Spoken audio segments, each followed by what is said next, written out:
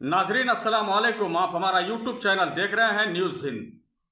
Bharat Ratna award Lal Krishna Advani को दिए जाने की खुशी में एक तकरीब में सदर जमहूरिया द्रौपदी मुर्मू को बेइज्जती करने का इल्ज़ाम मोदी पर लगाया है अपोजिशन पार्टियों की तरफ से। तस्वीर में आप देख सकते हैं किस तरह लाल कृष्ण आडवाणी और नरेंद्र मोदी बैठे हुए हैं और सदर जमहूरिया खड़ी हुई हुए हैं, जबकि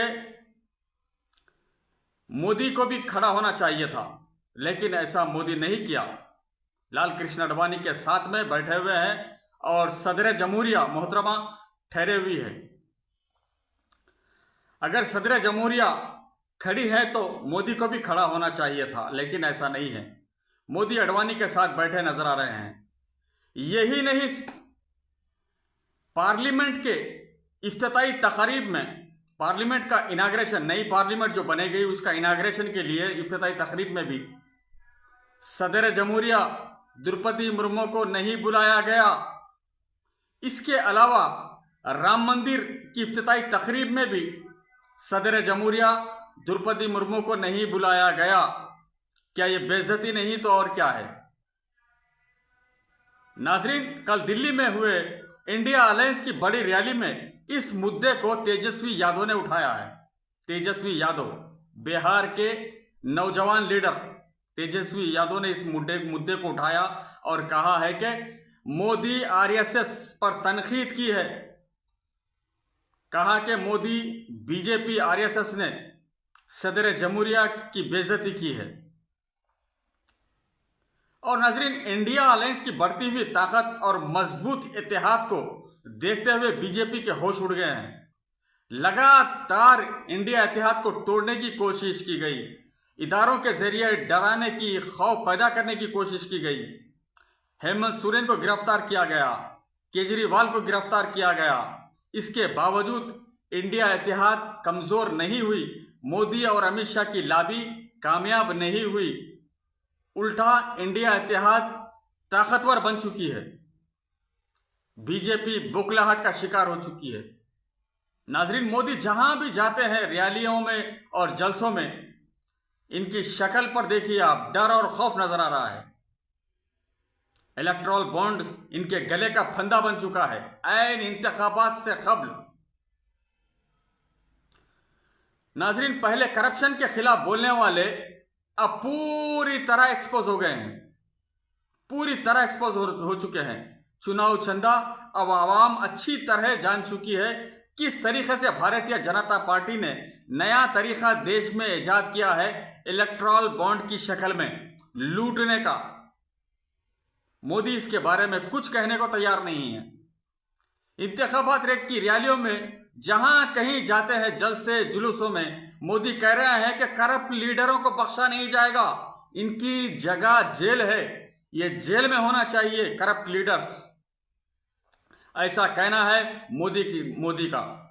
और कह रहे हैं कि जितने करप्ट लीडर करप्शन कर दौलत जमा करी है, इसको वापस देश को लौटाना होगा।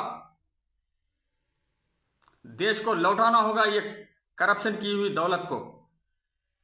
मोदी जी अच्छी तरह जानते हैं कितने बड़े बड़े करप्ट लीडरों को आप अपने गोद में बिठा चुके हैं, कितने बड़े बड़े लीडर। इसके बारे में तो बीजेपी कुछ कहती ही नहीं, कुछ कहने को राजी नहीं है। बड़े बड़े अरबों रुपए के करप्शन कर रहे हुए लोग बीजेपी की वॉशिंग मशीन में आकर पाको साफ हो चुके हैं और बीजेपी के बड़े बड़े ओहदों पर बैठ चुके हैं, जिनमें जनार्दन रेड्डी, नवीन जिंदल, प्रफुल्ल पटेल, अजीत पवार। अजीत पवार को देखिए आप, अजीत पवार सब कुछ किए। अजीत पवार के बारे में भारतीय जनता पार्टी क्या कुछ नहीं कहती थी।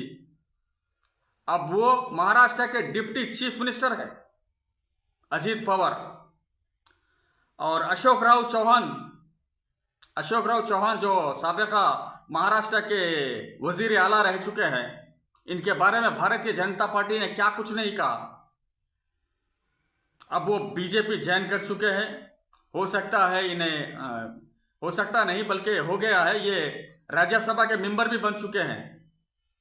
उसके अलावा अशोकराव चौहान के अलावा महाराष्ट्र से छगन भुजबल, ये साबिका वजीर दाखिला महाराष्ट्र के भी रह चुके हैं, ये भी बीजेपी में आ गए हैं। नारायण राणे भी बीजेपी में आ गए हैं। सब वॉशिंग मशीन, बीजेपी की वॉशिंग मशीन में आके पूरी धुलाई हो चुकी है इनकी, इनके केसेस पूरे खत्म हो चुके हैं। इसके अलावा सबसे बड़ा करप्ट इंसान जो बीजेपी एक जमाने में कहती थी, कांग्रेस के ऊपर तनकीद करती थी, आसाम का वजीर आला हेमंत बिस्वा शर्मा अब बीजेपी का सीएम है।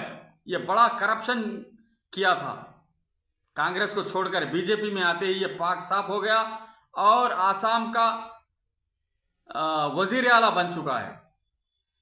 कई ऐसे बड़े बड़े लोग हैं, इनके बारे में भारतीय जनता पार्टी कुछ नहीं कहती। असल करप्ट लोग इनकी पार्टी में हैं। इंतखाबात करीब है, लोग अच्छी तरह जान चुके हैं, हिंदुस्तान की आवाम अच्छी तरह जान चुकी है, अब इनके झांसे में आने वाली नहीं है। नाजरीन, ये थी हमारी न्यूज़। लाइक करें, शेयर करें और सब्सक्राइब करना ना भूलें। मिलते हैं अगली वीडियो में। अल्लाह हाफिज़।